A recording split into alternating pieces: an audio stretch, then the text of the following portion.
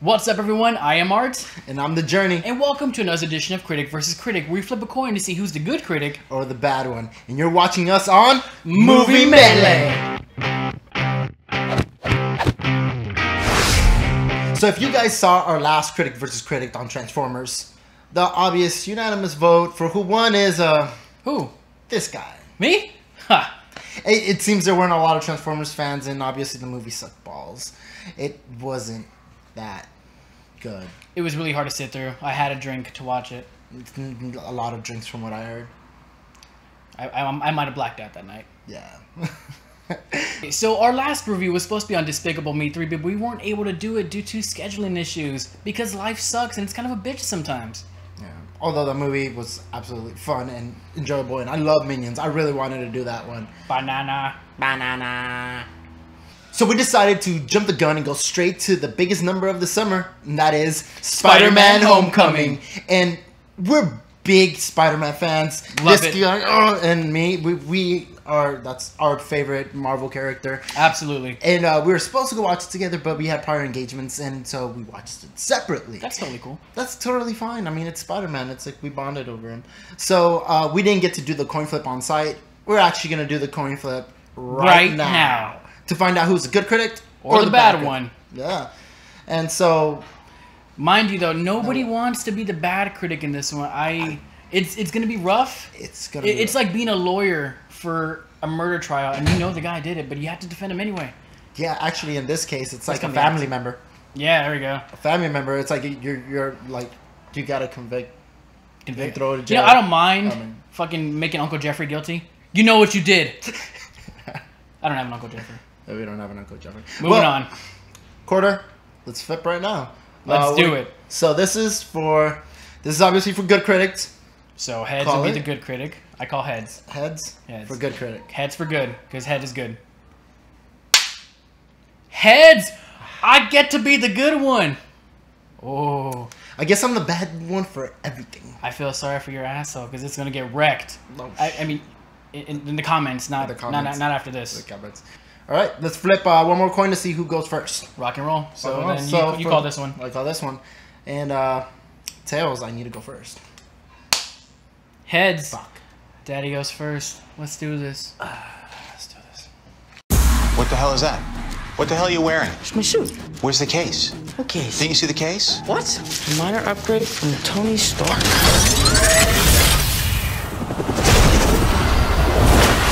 Oh, this is the coolest thing I've ever seen. So overall, I thought the movie was really good and really well done in terms of characters. You know, they were nicely fleshed out. It was a great seamless addition to the MCU, which is, you know, the Marvel Cinematic Universe. And it was also a really good coming-of-age story. And you can tell that they drew a lot of inspiration from early John Hughes movies, you know, like Breakfast Club, Pretty in Pink, and etc. And it was also a really good movie to show Peter Parker really balancing high school and being a superhero and still learning all, you know, both at the same time, how to, you know, blend it into the social life and then save the world. And he's also trying to figure out like how to approach villains in a certain way. Should I joke or should I just intimidate, or just go, you know, balls deep? It was really good. And I feel like, you know, we've seen those in early movies before, but this one was really a little more in depth, and those subtle little touches like that were really nice, and I think they were nice and fresh. Okay. Let me rebuttal with telling you, where the hell was the spider sense? There was no spider senses. I think it was there. No, it wasn't there. I think it was there. They showed it in Civil War. I mean, you see that moment when he's like in the fight in the terminal, and you see like his eyes widen and then jumps and avoids something. And like, you see it there, was subtle. And I was like, that is Spidey sense. It's Civil War. Civil War. Now, in a Spider-Man movie, you don't see the spider. They don't mention it. And I know they don't want to make the same mistakes like Sam Raimi did because it's played out. But the thing is, when it comes to a Spider-Man's powers and what makes him Spider-Man, that's his Spidey sense, his strength, his like agility, and then everything else is kind of like just added around there as technology and just how smart he is. But no Spidey sense, not even mentioned. And why? Why? Now, next one also, villains. Like, oh my god, they lost one contract. And they're like, hey, but oh, how awesome. You can, for some reason, mod alien technology and make weapons. You want to go sell weapons to, like, you know, drug dealers and, you know, make this town even more unsafe? Hey, by the way. I don't. I mean, yeah, they turned into criminals because they lost one contract. even if it was a big contract, they can easily go find construction everywhere else. But no, they decided to go into a life of crime just because of that.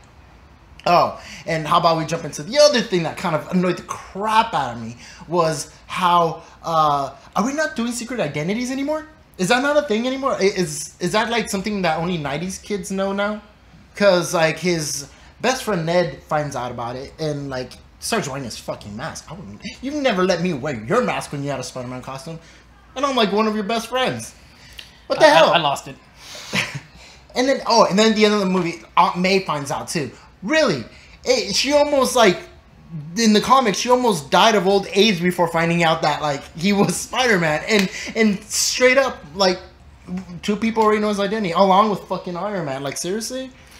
And then just my finishing statement is that no matter how awesome this movie was, I have to say it's a statement of fact. It does not do good as a standalone. Like if it wasn't part of the MCU universe, it probably would have been lacking. It wouldn't have been able. People wouldn't have liked it as much. If it wasn't for Iron Man and the whole universe being established around it, like it would not have done as great as it would have, because we're like, hey, we're comfortable. It's at our house. It's like the place we always hang out at. It's like kind of going to that bar that you go every single week and be like, hey, they're doing a comedy night. Oh shit, I love this because it's at the bar with all the people I know. So if it wasn't for that, it wouldn't be a good movie. Quick rebuttal to your secret identity thing. They found out by accident. It's not like Peter's like, yo, what's up, Ned? Oh, come on. There's a lock on the door. You can't lock the fucking door. You can't let him in. He goes through the window and doesn't check. If he had Spidey sense, he would have known that Ned was there. But no, he gets down and then strips naked in front of his friend like, You couldn't keep the mask on and be like, oh, this is all a dream. And then just knock him out. He had taser webs. Taser his friend. Like, no. That's what you're supposed to do as a friend. You're supposed to taser him. Yes. Don't you watch YouTube videos? We're on YouTube. There's videos of like best friends tasing each other. I wouldn't taser that motherfucker. He'll be fine. He's a big dude. Again, it was by accident. It's not like he just whipped it out. What about Aunt May? That's like accident. Never. Okay, he could have been masturbating for real. Like all it is. It's like we've all been caught. He has a hot ass on in the same room and just the same place, and like he doesn't lock the room. I mean, are you saying that he faps to his fucking his aunt? Yeah, come on. They made her way too hot. There's just secret identities, just not a thing anymore. It's like they don't do who has currently in the Marvel universe a secret identity that nobody knows about. There's always somebody in the movie that knows like their actual real identity. Like it's not a thing anymore. I'm sorry. I'm still traumatized by Peter Parker fapping to Aunt May. Come on. Can we just? We all know we did it after the movie. No, it's just. I need a drink. Now let me start off with saying that.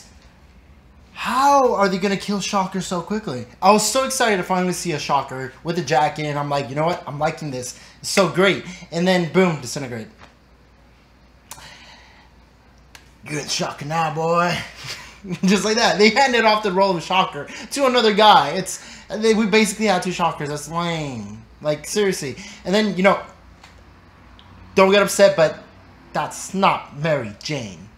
She says MJ, but that's not Mary Jane. Right. What was it, Michelle? Michelle Jones. Michelle Jones. But still, they're playing it off that's Mary Jane, and like I don't agree. I would have liked, like when I heard of Liz getting casted, I was like, I would have been fine with that chick being Mary Jane. She had the appearance, and especially in the beginning of the movie, I assumed that was Mary Jane, and then we're just changing her name.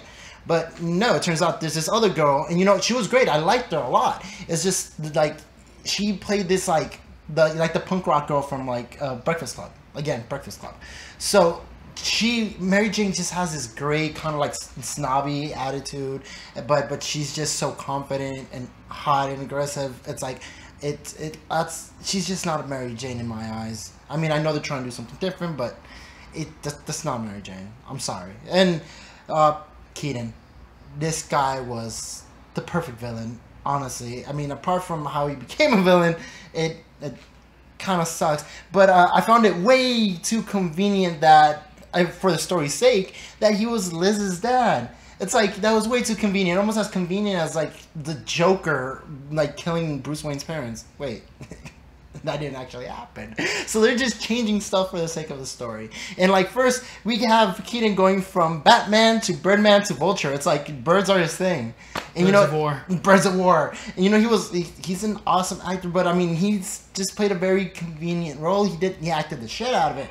Did a good job, but I didn't like that it was way too convenient. And Tony Stark, I need to talk shit about this motherfucker. I hate Iron Man. I'm sorry, Joe. I really hate Iron Man, especially in this one. He acts like Civil War didn't happen. He fucked up so bad in Civil War, and now he's here still acting all high and mighty. Press conference this. I'm the shit. I'm moving Avengers Tower. Dude, you fucked up the Avengers. Nobody wants to play with you anymore. And you're going to move it into like, hey, let me get them to all be my friends again by getting this fancy new fucking place. No, that's not how it works. And then he's trying to be his mentor, but he's a douchebag mentor. He tells him that do this, but then ignores the crap out of him. He knows he's his father figure. The kid looked up to him. Spider-Man was actually in Iron Man 2. He was one of the kids that like, yeah. He was with the mask on. Yeah, and he was that kid. And so him knowing that this kid looks up to him completely ignores him. He's like that deadbeat dad that says, oh, I'm still your dad and I love you, but I just send your mom paychecks, but that makes me a good parent. No, I'd be okay with that. He's a douchebag. No. And still he's poor living with his aunt, and all he does is make jokes about his hot ass aunt that obviously he loves and cares about. But Tony Stark wants to fuck his aunt, and fuck that. No, yeah, he's a prick. Fuck Tony Stark. Wow. I really think you want to bang on May. Alright, moving on. So, I mean, I get that the characterization wasn't like it was in the comics, and that's, that's okay, but, that sort of thing happens in movies. No. And as a movie, it's a movie before it's an adaptation. So these changes, albeit different than what we're used to, they're actually pretty good, and they did help the story a lot. Michael Keaton was fantastic, and he was easily probably my favorite part about the movie because it's nice, to see him move up in the world, and that's great. The race change for Flash, Liz Allen, and MJ, it was fine, but then there were also different characters in that aspect. Like Flash, he wasn't this big, idiot jock. Instead, he was like this rich, smug douchebag, which is kind of like how Harry was. But I mean, this works better because it's more like how bullies are nowadays. They're all just stupid, rich, little entitled douchebags. So I feel like his part was actually pretty okay. Now, also, in addition to things being different, Tony Stark I think he was a good mentor for Peter Parker. He showed him a lot of tough love. And you can't just baby everybody all the time when they do something wrong. You gotta show them tough love, and I feel like that worked. And especially when he tells him that line, like, oh, you had to be good without the suit. And when that part where Peter is lifting himself from the debris, it shows like half his face being Spider-Man and like, half Peter Parker, and that was really good symbolism. A lot of symbolism that actually you see a lot in the comics, the half face thing, which is good because, that's who he is. And so when he pushed out of it, he used Tony Stark's words to help him motivate and get out of it. And that was a really powerful scene, and easily my favorite scene of the whole movie. It's great. Great acting on Tom's part, by the way. He's not a good mentor. He's not. He's basically, you know what? He's doing what, like he's setting up, he wants him to be better than him. I understand that. But the way he's doing it, he can do it in a better way. He's basically going to turn Peter into an enemy, honestly. Because he's just going to do stuff to him that's just going to make him not be him. And that's great because, honestly, Spider-Man, Captain America said it himself in the comics.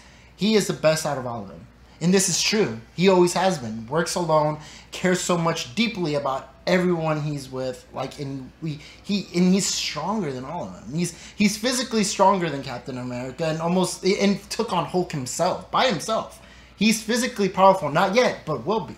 And Tony Stark, the way he's mentoring it, he's basically telling him, don't be this. And then just being a complete asshole and douchebag. So, yeah, I guess he's sacrificing his image.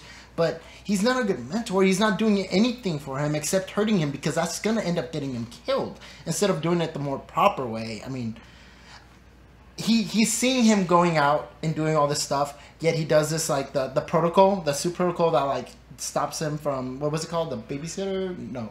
The wheels. Baby steps. Was it baby steps? It wasn't baby steps. It was the training wheel protocol. Training wheel protocol. Yeah, I mean, there was so much that was locked away. I mean, it would have good to at least unlock the AI from the beginning to guide him to learn certain things or tutorials. Or anything. He just take the fucking suit. There's tutorials in there, by the way. Didn't even tell him that. Are you saying the suit was a better mentor than Tony Stark? Yes. But it was locked away until he hacked his own suit. I don't I don't know. Tough love, I think, works better for most people. And Peter kind of needed it, I think. So now we're on to costumes. And honestly, this costume is probably my favorite of all of them. It's a great homage to Steve Ditko, who was one of the creators of Spider-Man, next to obviously Stan Lee. The web wings are really cool, and it was a nice surprise, and it looked really cool in the shots and when it was used. The expressive eyes, which was one of the big things in the comics, was really cool. So instead of just him looking like, you know, on coffee all the time, you can actually see him like kind of like, you know, go with whatever's happening. So I thought that was really cool too. Also, it had like that Back to the Future thing where like it like tightens up. That was pretty cool because it makes changing a lot easier. Because have you tried to get into a costume? This shit takes forever. You had to pull up your like pants and stuff. This, you just put it on, press the button, good to go. And it rides up the crotch a little. It's terrible. But yeah, I think it is easily the best Spider-Man costume there. Oh, and the the web wings. The web wings, yeah. Oh, that was, I don't know. That was I clapped. I was one of the people that clapped. Wait, I'm supposed to be talking shit about this. Stop it! I'm sorry. All right, get back. Bad mode. It's hard to be a bad guy. Straight up go in and hit it. I mentioned it before. Fuck Tony Stark with his little parenting in the suit and the training wheels protocol. That completely ruined it. He had to hack his own suit. So, fuck the AI. Karen. Fuck Karen. Like, seriously, like, this AI is like...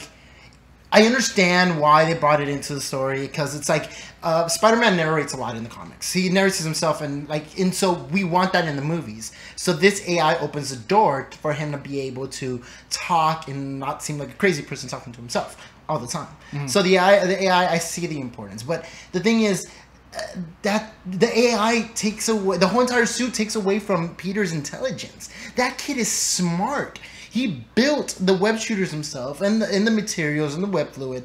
In the comics, he built all of his gadgets, the trackers, everything. He's a genius.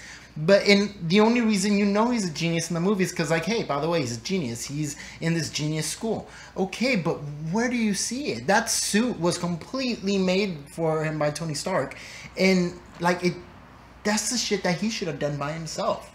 He should have created all that stuff. The trackers should have been all him. The web shooters with the extra features of shooting, that's all him. And who knows how Spider-Man should be better than Spider-Man. Basically, Tony Stark, using that suit, created Spider-Man. He basically grabbed the Tony Stark logo and smacked it on that boy's chest. And guess what? That's not our Spider-Man. That's Tony Stark's Spider-Man. He's Tony Stark's bitch, thanks to that suit. Actually, he did make the web shooters. Yes. But the extra features with the rapid fire and the bouncing and the taser things, that's all Tony Stark. It's just, that suit takes away from our Spider-Man, my Spider-Man. It takes away from him. He's a genius. He does better than that. I mean, the costume does look cool, but it's too high-tech. Who knows? Maybe he'll do a different variation of his costume. Like if he fights, you know, someone like Electro or something and makes like a rubber one like he did in the previous movies, he might alter his suit, you know, in ways that it comes to it. You know, like maybe like a water resistant sort of one if he's like fighting a Hydro Man or something. You know, yeah, it kind of took away some of his intelligence, but he can still create some more stuff, which is pretty cool. I'm actually looking forward to that. Okay, he could, but I mean, Tony Stark kind of ruined it for him because he basically gave him a brand new car. And then at the end of the movie, shows him a Tesla. And he's like, hey, this amazing Iron Spider suit could be yours. And it will be in the future. So now Peter has this thing stuck in his mind of like, I want that suit. If he starts building his own suit, it's only going to model that suit he saw in that lab that Tony built. So Tony Stark fucked that for him. Question: what is your favorite Spider-Man suit of all time? Of all time, and of course not from the movies. You can, of course, the movies, but everything that you've seen in a video game, from the comic books. I mean, if you play the last Amazing Spider-Man 2 video game, you actually unlock a closet of all these amazing suits, and actually my favorite suit's in there. Symbiote counts too as a suit. Okay, I was gonna say Symbiote because that one's just fucking cool. It's so cool. The way he shoots webs like as a fist, and like you just get dressed like in a second, and I don't know, kind of makes you like an asshole. That's pretty cool. You could turn it into a suit. Symbiote is up there, but me, I like Big Time. Big time. All about those Oh, LEDs. is it the green one? It's that like black suit with the LED lights. It changes colors though, doesn't it? Yeah, and yeah. And I think when it changes colors, it augments a special ability of the suit. Big Time was my favorite. Big Time. Yeah, Big Time. Yeah, in the video games when you have Big Time on and like it changes colors and you're like web swinging at nighttime, just like it looks so cool. It's like some Tron shit. And then when I think also another one aside from the scene, I actually love when he got the power cosmic suit.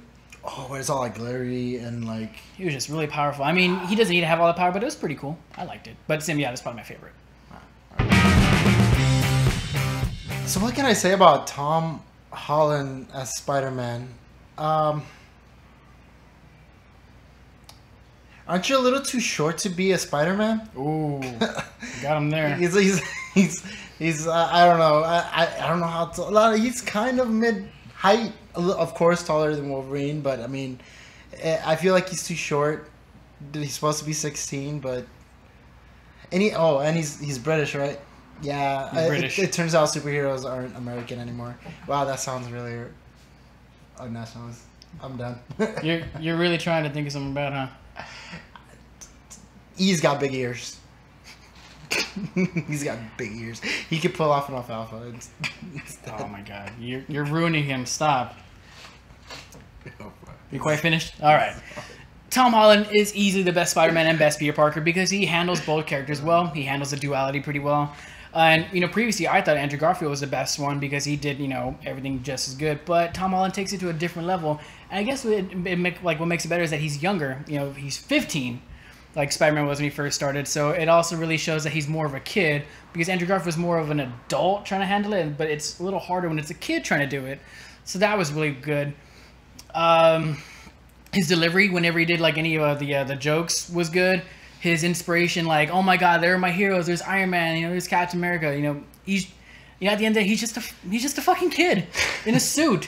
He's just a fucking kid in a suit, and he's happy to know all these people. So he really expressed that really well. And again, I bring up the scene where he's pushing up the debris off. That was tremendous on his acting part. You really feel like, oh my god, this kid's gonna die. Thankfully he didn't, but he's the best Spider-Man.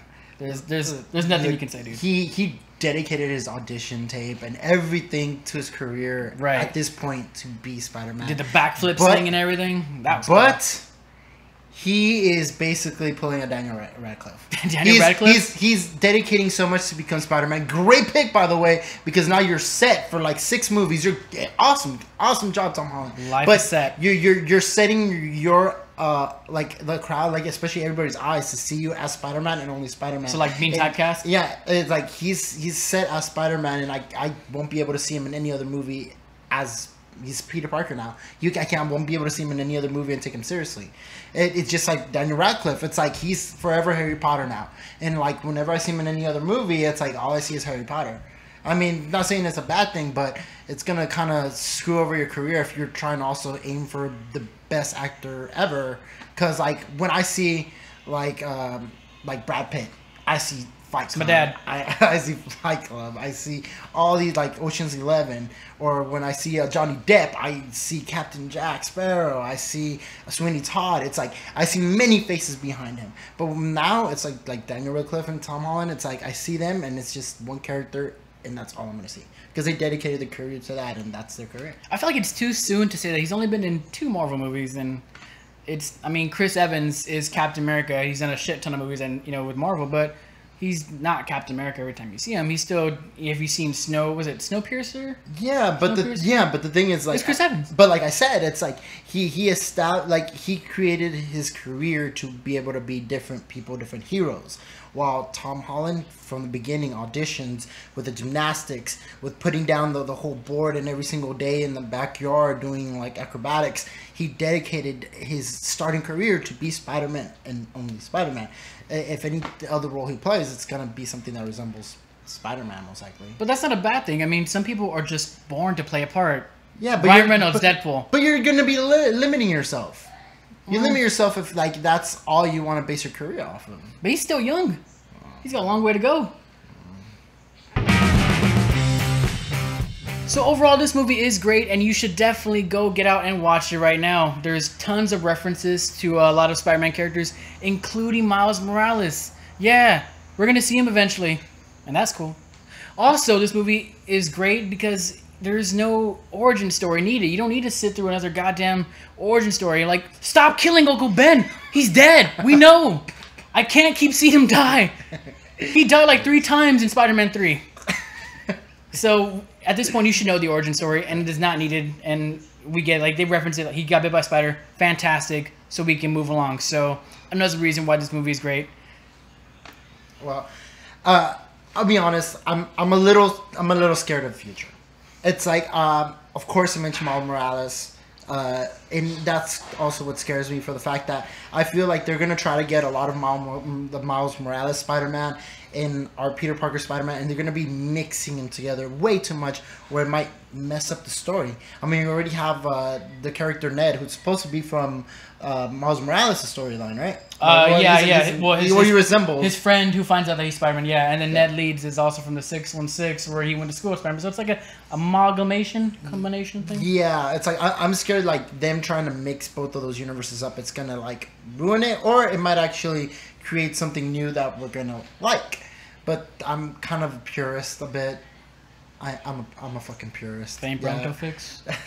and also one of the things that made this surprisingly, I've noticed it makes it really good in stories. From the manga One Piece, one of the things that the writer has always indicated was he will never write about love or make it a love story. They'll show chemistry, but there's no actual love chemistry in that manga. And because there's so much going on, it's such a big universe, it's good because it makes you focus on the story only. And I think what made Homecoming so awesome was that they really didn't push the whole love story between him and Liz so much. It was more of him, so it wasn't. And that's the thing about Spider-Man 1, 2, and 3 with Sam Raimi series. It was all about Mary Jane. That goddamn cock tease. Yeah, like it turned him emo. It ruined the story. The whole, like, I love a good love story, but in a Spider-Man, like, I mean, and just in a superhero movie, you gotta have action. Of course, everybody wants that is a romantic at heart and they want some romance. But if you add too much into it, it's going to ruin the story and the action. So, Sam Raimi stuff. So I feel that if they do spark something up when they bring Gwen Stacy in, possibly, or this whole MJ thing, if they spark it too hot, it's going to ruin it. It does have the disadvantage where, like, you know, it has to go do things that we haven't seen before. We've already seen Mary Jane. We've seen Gwen die. That's not Mary Jane. That's not Mary Jane. We've seen all these, like, his great loves, you know, already. So it's going to be hard for him to do it, but I think it's going to be really, I think you're going to do it. It's going to be really fresh, too. But I think we can both agree, Tobey Maguire is the worst. Punch me, I bleed. Terrible. Punch me in my vagina. That's the actual quote.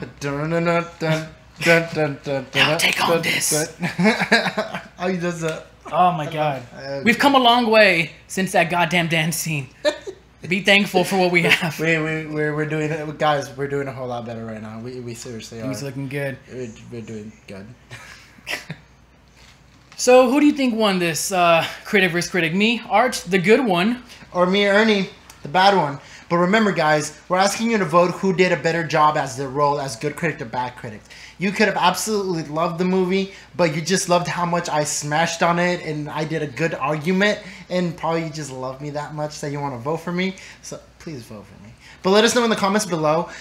Submit your vote, and also let us know what you thought about the movie, how much you liked it, or if you have any other opinions, or you just want to talk shit about Tony Stark like I like to talk shit about Tony Stark. He was a good mentor.